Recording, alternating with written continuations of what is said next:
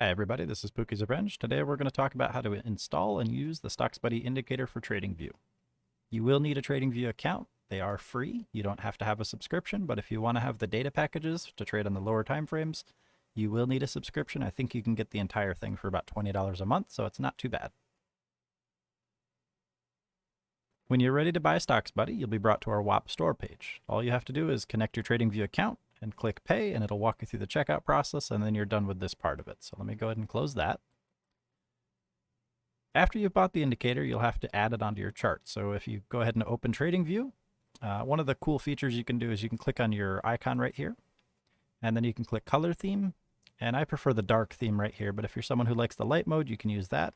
I just prefer the dark one because it makes the indicator stand out more. Once you've done that, you can go to the indicators button here on the top nav bar, and you'll see a tab here called invite only scripts that will appear after you've purchased or been invited to a script that is hidden from the public. Among these, you'll see PB StocksBuddy indicator. Go ahead and click that, and that'll add it to the chart. You can close this tab at that point.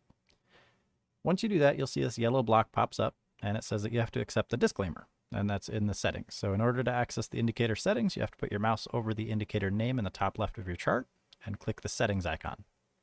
This large block of text here is the disclaimer. It basically just says that trading involves risk, and you'll need to also do your own charting and due diligence. This is not a blind follow signal, just like any other indicator. So when you click that, you'll see that the disclaimer goes away, and you'll start to see the signals, the trend lines, and all the other features of the indicator.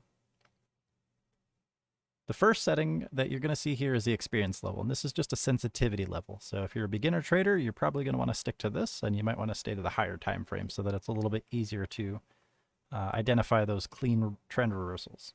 If you've been trading for a while, but you're not necessarily looking to scalp, you might switch it to intermediate. You'll get more signals. They'll be pretty confident, but they won't be as delayed as the beginner signals. And if you prefer scalping, you can kick it up to advanced, and then you'll get pretty much every change in direction that's in alignment with what the indicator does. If you just want to see bullish or bearish signals alone and not together, you can disable or re-enable them. You can hide the stop loss, this white line right here that follows price around. You can also get rid of the envelopes so that you won't see the trend guides. You can also disable the bar color changing if you prefer custom bars. And you can also enable this. This is disabled by default. It's just a preference to kind of help you understand the overall trend bias. And then hit OK when you're ready, and you can see the indicator is on the chart.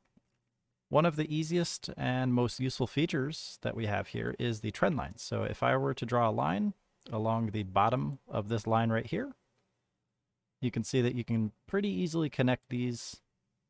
And it's a nice, easy way to kind of identify trend lines without necessarily having to be a master analyst. So if you just draw a line for each of these, you can kind of see when the trend gets broken.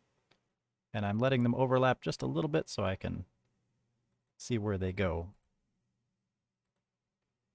Okay, so if I wanted to connect this right here, for example, you can see that the price comes back and touches it right here, and then we get another entry off of that level, and it's rejecting to the downside. So that's an easy way to use this indicator. You can also use just the bottom or just the top. You can hide those. You can show them both if you'd like. That's under style here. So that's the top one. This is the bottom one. You can hide the bull signals. You can hide the bear signals. You can hide the secondary entries, the take profits. You can change the background colors. This is very customizable, and I hope you enjoy it. Thank you for watching, and if you have any questions, please feel free to ask.